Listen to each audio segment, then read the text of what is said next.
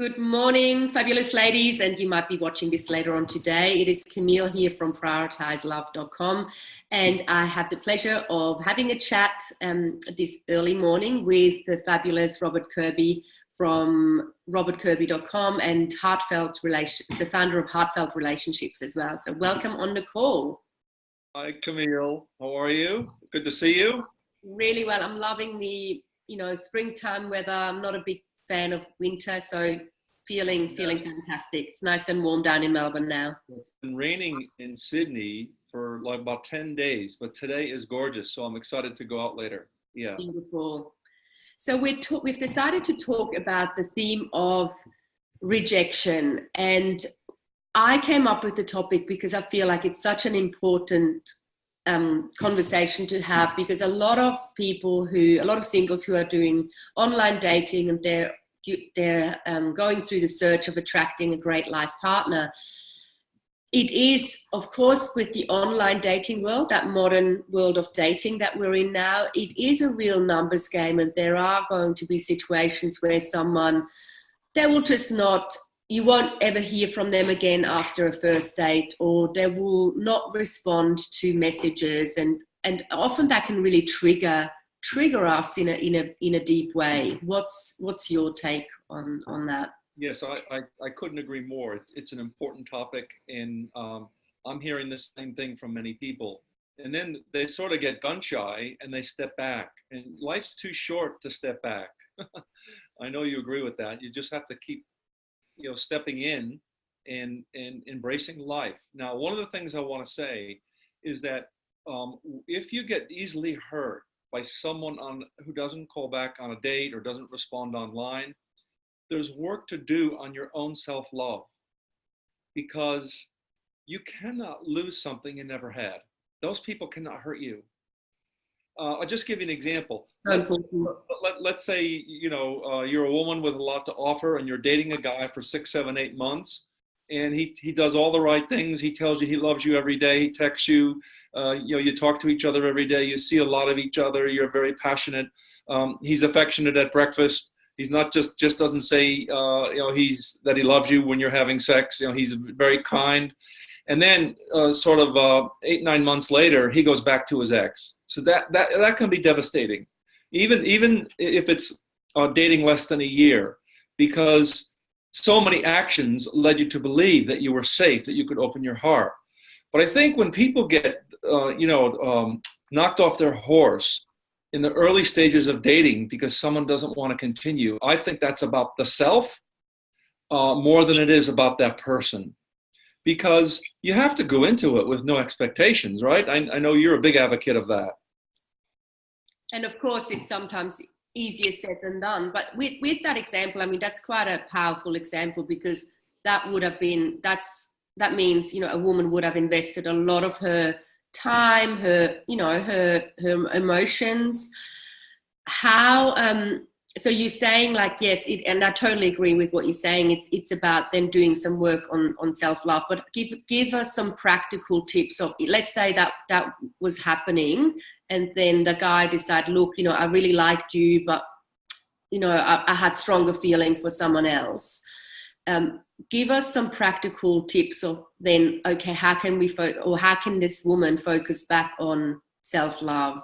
I understand. So I think one of the things is raising awareness, and just someone watching this video, it can raise awareness and it can help make a big difference.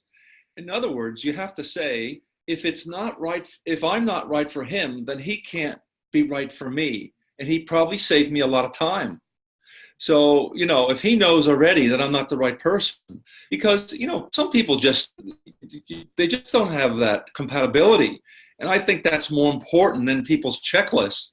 So I've had women come to me and say, I'm devastated. I dated this guy for a couple of months, and then he went back to his ex, or he went off with someone else. And he ticked all the boxes. I said, forget about all the boxes. How about compatibility? How about fun? How about sharing the same values? I think sometimes we lose that sense of what's really important to, having someone who's perfect. And, in that perfectionism, we end up rejecting ourselves. Because I know, look, I've been working on myself for decades, and I'm still working on myself. I'm far from perfect. I don't think Robert Kirby will ever be perfect, but I'm not looking to be perfect. I'm looking to be free. I'm looking to bring my spirit out to serve humanity and connect with people in the most loving way I can. It's never going to be perfect. So I think that just that realization alone is like, so what? You go out and you have fun. And actions speak louder than words. If he says, oh, I really love you, let's get together soon and all that, I wouldn't go by that. Because you don't know what he's going to do. You have to wait till he wakes up the next day. How many people is he dating? You might not know. That's so true. And that has happened, that definitely does happen at times. And of course, we go, when we're dating, and we're going to meet a lot of other people who might have a lot of their own issues. They might be really insecure and need a lot of reassurance and date a lot of people and just keep on going from one person to the other. But again, the important thing is not to reject ourselves. I love that when you said that this is, in a way, we can then use it as a gift of, okay, well, how else can I back myself? How else can I really love myself in this moment? And not make it mean that, okay, well, maybe this relationship goal is just not meant to happen at all. Fair enough. So yeah, sometimes we can go to disaster. It's the end of the world. If it didn't work out with him, that date was so fantastic, he didn't call back, I'm a loser. And that is catastrophizing, and it's not good. You can go into that downward spiral, right? So, right. Yeah. You can actually drop into a mini depression, because we get, our expectations are too high. We're attached to the outcome. Because you had a nice dinner date, you think it's going to, or you expect it or want it to very much, him to be Mr. Right. So one of the things I think is to tap into the little girl or the little boy inside. And I like to do that with non-dominational handwriting. So let's say you go home after the first date, right? And you have a really good time. And so your name is Jane, right? And you're right-handed. So you're going to write a little note. Dear little Jane, I had fun tonight. How was it for you? And then she puts the pen in her left hand. So that accesses the right brain, the unconscious. And then little Jane will scribble back, oh, he's so sweet. Big Jane, I hope, hope you marry him. I really love him. He's just like daddy. And those little things, because the little girl inside can get really attached. And then you say, dear little Jane, please don't expect anything to happen. He's just a friend. And we're going to date lots of people and have lots of fun. So don't worry about him. We may see him again and we may not. And then you see how she's feeling. So that dialogue with self often has to do with the little girl inside, or if there's a man watching, the little boy inside. The little boy. They get easily hurt. Really powerful process there. And it's an example of, there's so much going on when it comes to love, putting ourselves out there. There's a quote, a friend of mine often mentions that, like, love will bring out anything, anything but itself. Like it will bring out anything that needs to be healed, really. And I mean, I know you're a big believer of that. There's no doubt. So if we have a big light and a big love for people, there's a shadow right behind it. And so that, what happens is when we fall in love, we take our light and project it onto that person.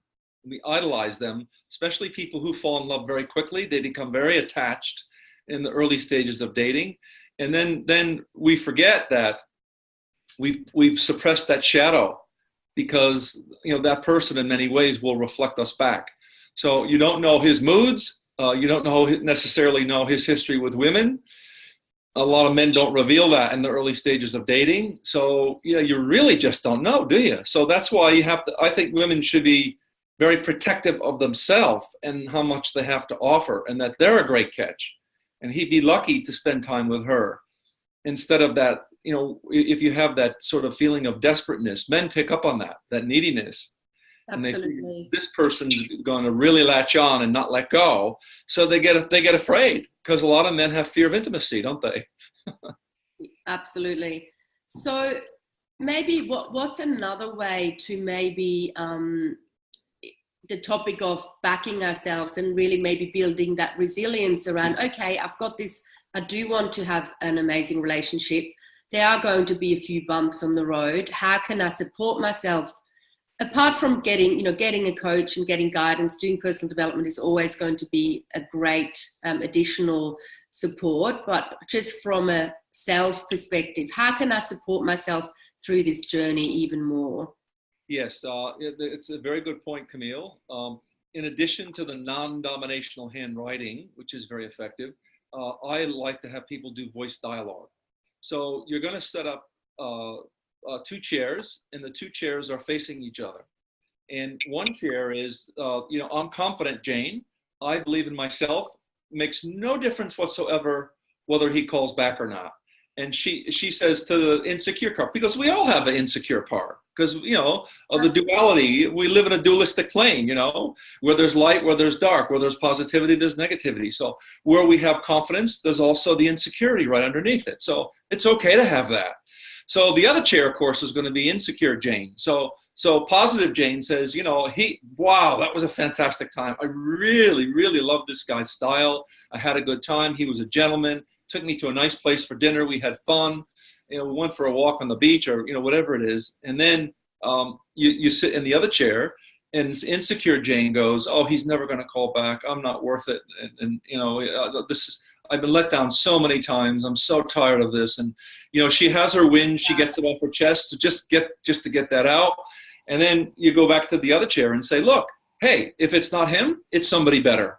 Don't worry about it. Just let it go and have fun. Maybe he'll call. Maybe he'll contact us this week, and maybe he won't. Doesn't matter. We're still magnificent." So these talking out loud, claiming it, and proclaiming it and saying, "Hey, I'm lovable no matter what happens." And so we don't have to be attached to the outcome. I love that. And I love the fact that you really encourage the lower self, the negative self, to speak up, because often we believe that, no, we just got to stay positive and, just got to stay positive. But as you said, there's light and there's darkness. The shadow is always going to be just sort of underneath the surface. So there's a lot of freedom by expressing that darkness and really going into it and allowing it to speak up. What does that actually do when we do allow the darkness to speak up? Okay, so think of it this way.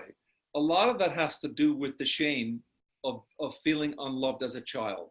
Because a lot of times, no matter how wonderful our parents are, they can't love us unconditionally because they weren't loved unconditionally. That's right. So it's like the message, the parent doesn't necessarily say it is, but the message is, if you behave a certain way, I'll love you more. If you do well in school, I'll love you more, because the parent gets so excited when the child is successful. So the child assumes that I'm not lovable when things don't go right. Look at you. Your sister's married with 2 kids. What is your problem? You've been through so many, that kind of energy coming from parents or grandparents can be devastating. So what happens is it creates, that part of the personality that doesn't feel lovable. And so when that part speaks up, it actually loses its power. When you stuff that part down, it gets stronger and stronger. It's like the darkness takes its hold. You actually attract the wrong guy from that dark place. It actually pulls him in. So powerful. Yeah. The guy who's just a tire kicker, we don't want him. We want someone who's authentic, who really wants to get to know you, wants to get to know Jane. So Jane's got to clear out all that negativity of her historical stuff. If we carry our past with us, with Mama Bear, Papa Bear, and previous lovers, it's going to be an entanglement there that's yucky. So the more we clear it, and you can't go to a therapist every day. You have your coach. You go to you pick and choose the workshops that are right for you, but you can't go to a workshop every weekend. You got to live your life.